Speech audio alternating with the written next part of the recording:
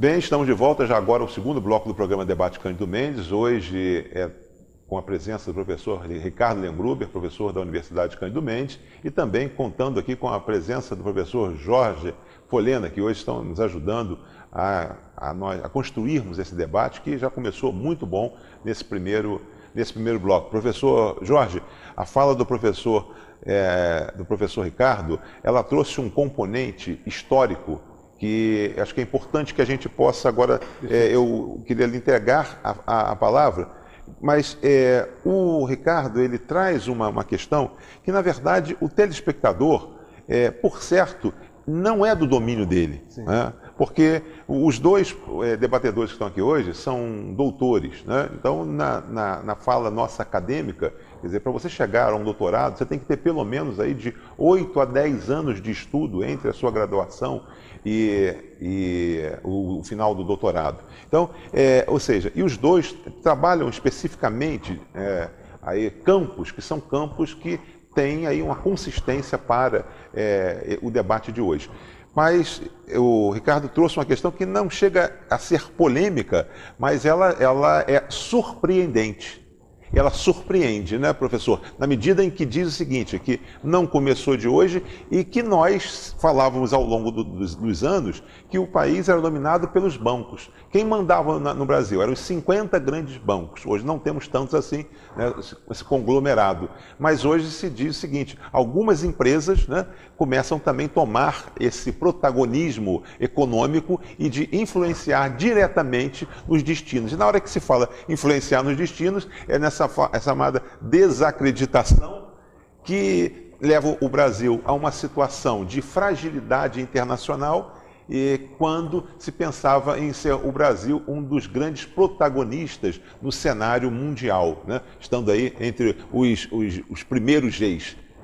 Professor Ruzzi, eu acho que o professor Ricardo tocou no ponto central e os telespectadores poderão perceber isso. Eu vou tentar reforçar. Por que digo isso, que ele tocou no ponto central?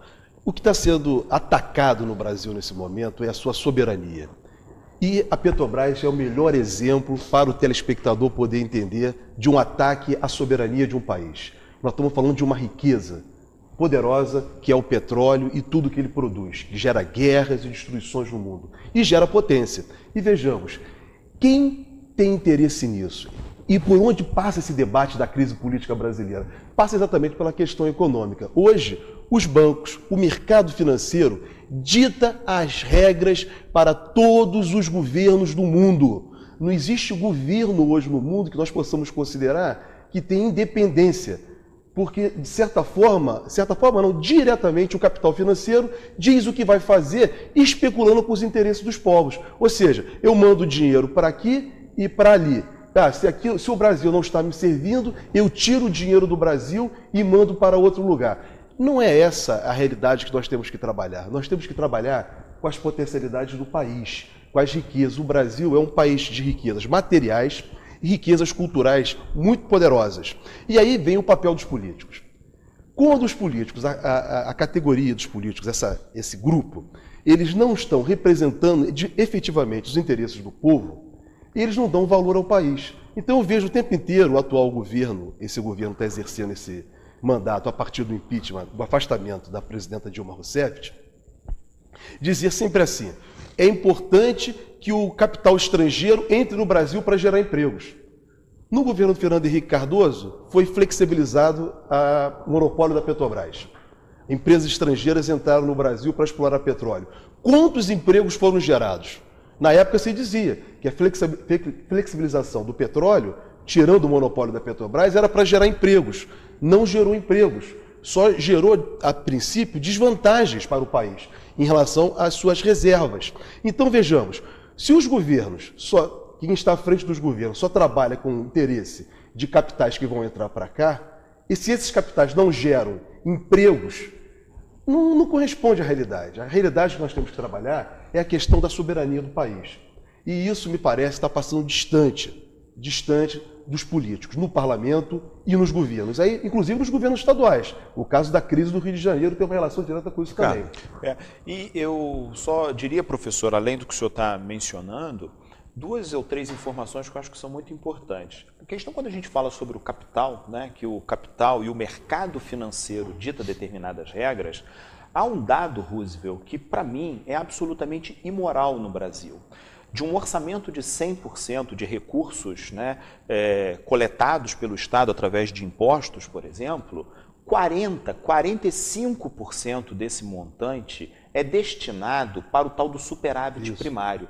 Falando em português muito claro, superávit primário é um termo que esconde o que na verdade ele é. É pagamento de juros de dívidas. Ou seja, o Brasil é um grande devedor no mercado financeiro, o governo brasileiro em todas as suas instâncias, e ele precisa separar pelo menos metade dos seus recursos para poder saldar juros dessas dívidas, né? Se a gente parar para pensar que em educação no Brasil se gasta em torno de 3 ou 4%, a gente tem uma noção do tamanho desse tipo de investimento. Uma outra questão, Roosevelt, está no mundo aí acontecendo duas grandes crises, por exemplo, uma na Síria, outra na Venezuela.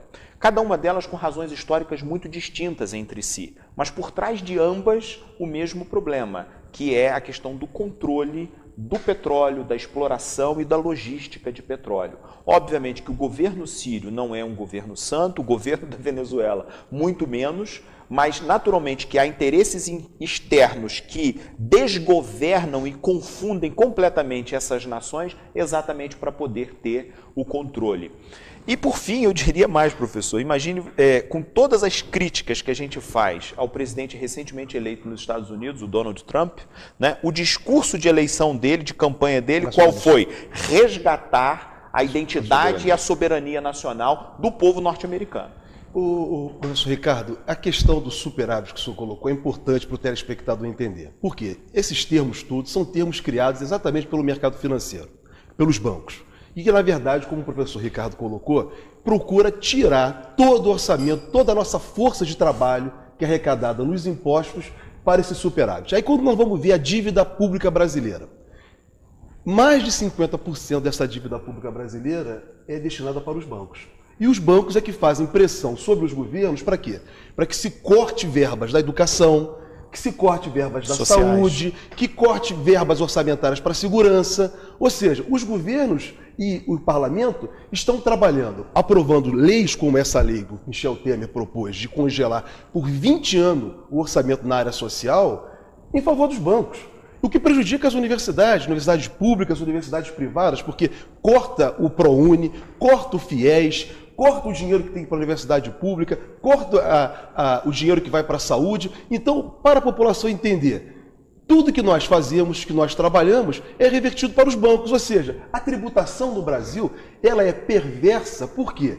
Ela não recai sobre a propriedade, ela não recai sobre os muito ricos, ela recai exatamente sobre os trabalhadores de uma forma geral, todos nós, que pagamos sobre o consumo das mercadorias, sobre o consumo que cai dos tributos nesses produtos. Ou seja, tudo isso que nós fazemos, trabalhamos 12 horas hoje, né, mais 8, 12, 16, 18 horas, é drenado exclusivamente para os bancos. Isso está diretamente ligado ao debate político. Por quê? Enquanto prevalecer essa lógica em que o capital comanda as regras da política, nós, como povo, não servimos para nada. Seremos só chamados a cada 4 ou 2 anos para ir votar. E depois não querem saber da gente. E aí vem a questão da democracia participativa. Chamar o povo ao debate para aprovar ou não medidas é fundamental. Mas os governos não querem fazer isso e muito menos os deputados. Eu queria não, obviamente, interromper, porque as informações elas foram extremamente relevantes e acho que oportunas para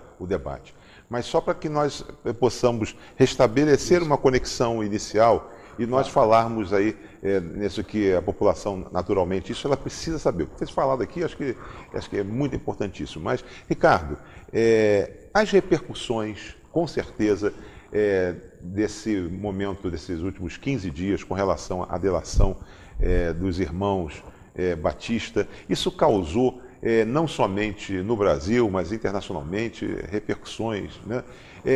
E aí, a partir de agora, para onde é que as coisas estão caminhando? Quais são os efeitos disso? Quer dizer, governo, ingovernabilidade, reformas estão sendo comprometidas, renúncia do presidente, TSE vai caçar a chapa, o descontentamento de parte do Supremo com relação à homologação da delação, dizendo-se que vai se levar ao pleno para que possa se fazer uma revisão dessa revisão, quer dizer, uma certa imparcialidade. Eu trouxe todos esses componentes para que a gente possa, ao termo desse segundo bloco, temos 3 minutos só, dividir entre os dois para que a gente possa falar isso aí. Rapidamente, professor Roosevelt, no meu entendimento, havia um projeto muito claro de impeachment a presidente Dilma para se instituir no país uma agenda de reformas, entre aspas, especialmente a reforma da Previdência e a reforma trabalhista. Ambas as reformas atendem exatamente a esses interesses todos que nós mencionamos anteriormente. Assume o governo Michel Temer comprometido com essa agenda. É curioso, porque foi eleito PT aliançado com o PMDB. Depois do impeachment, o PMDB assume aliançado com o PSDB. E a pauta do PSDB é constantemente essa pauta econômica, ou seja, garantir essa entrega, digamos assim, da maior parte dos impostos para esses setores. Só que ocorre que não combinaram, aquela história do Garrincha que entra em campo e disseram assim, mas a gente combinou com o adversário que eu ia fazer tudo que precisa ser feito, né? Nessa situação geral de desgoverno, em que os atores não se falam plenamente entre si, acontece a delação da JBF. Né? E com a delação da JBF, especialmente 2 atores muito importantes, um do PMDB, que é Michel Temer, e outro do PSDB, que é Aécio Neves, eles caem, digamos assim, caem pelo menos em credibilidade. Nesse momento, os bastidores de Brasília certamente estão discutindo o seguinte: como é que nós conseguimos continuar essa agenda de reformas diante dessa total falta de credibilidade da presidência da República? A oposição está gritando, dizendo, não tem legitimidade para continuar a reforma. E o Congresso, a base do Congresso está dizendo, independente do presidente, vamos continuar as reformas. Então está muito claro que o interesse não é naturalmente de questão política, é levar essas reformas até o final. Queria ouvir, então, nesse 1 minuto final, não, professor. Quero dizer que essa questão da reforma, que é apresentada pelo Temer, antipovo, tudo contra a população, ela não tem mais como prosseguir. Está revelada a ilegitimidade do governo e do parlamento. O que, nesse momento, traz ao debate exatamente a questão das eleições diretas. Eleições diretas, inclusive, para todos os cargos. Para presidente da República e o parlamento. Esse parlamento não pode continuar também. Ou seja, nós temos que pensar nisso. Por quê? O povo não está sendo ouvido. Essas reformas que estão sendo apresentadas, da reforma da Previdência e reforma trabalhista, atentam diretamente contra os interesses da sociedade como um todo. Então, não é possível mais encaminhar uma proposta como essa que vinha agredir todo o conjunto da sociedade brasileira. Então, nesse momento, o discurso das diretas já, ele é fundamental, mas nós temos que pensar aí no próximo bloco, professor, acho que a gente poderia estabelecer isso, como criar um período de transição para uma nova legitimidade política no cenário político brasileiro. Estamos chegando já ao final do segundo bloco e, obviamente, que os dois, é um debate, mas os dois aqui se entenderam com relação à questão das reformas, da forma não prudencial em se levar às reformas. Mas existe, naturalmente, uma fala oficial de que algumas reformas, por exemplo, no caso da Previdência, se algo não se estabelecer, não haverá, ao longo aí dos próximos 10, 15 anos, condição de se manter. Isso nós vamos buscar também ouvir, quer dizer, com relação à questão das aposentadorias, coisas nesse sentido, né? Mas esse não é o caso especificamente do debate. Mas é importante que se traga à luz aqui essas questões que não são questões de fundo, às vezes são questão de linha de frente. Nós vamos ao nosso intervalo, daqui a pouco a gente volta para o nosso terceiro e último bloco do programa Debate do Cândido Mendes. Não saia daí.